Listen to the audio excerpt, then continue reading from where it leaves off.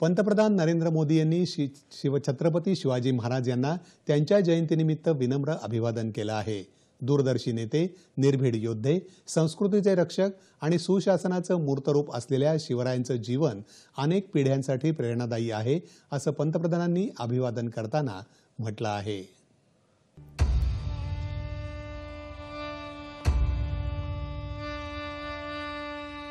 आज से 350 वर्ष पूर्व जब छत्रपति शिवाजी महाराज का राज्याभिषेक हुआ था, तो उसमें स्वराज की ललकार और राष्ट्रीयता की जय जयकार समाहित थी।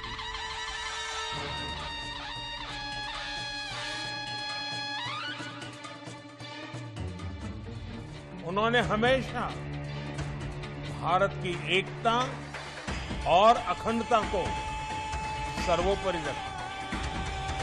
आज एक भारत श्रेष्ठ भारत के विजन में छत्रपति शिवाजी महाराज के विचारों का ही प्रतिबिंब देखा जा सकता है।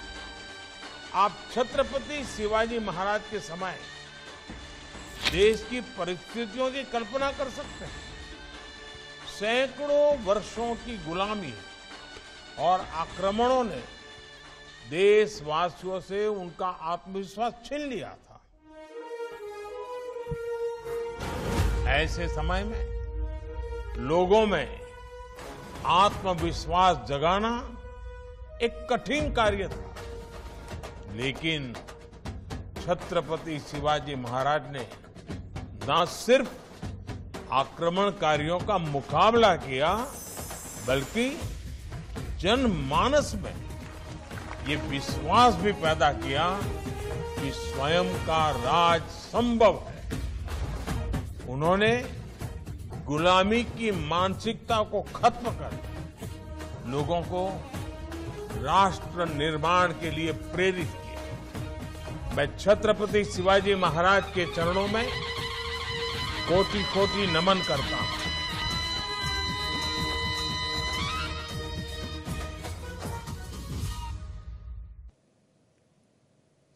शिवजयंतीनिमित्त मुख्यमंत्री एकनाथ शिंदे यांनी मुंबईत चेंबूर इथं शिवाजी महाराजांच्या पुतळ्याला पुष्पहार अर्पण करून आदरांजली वाहिली।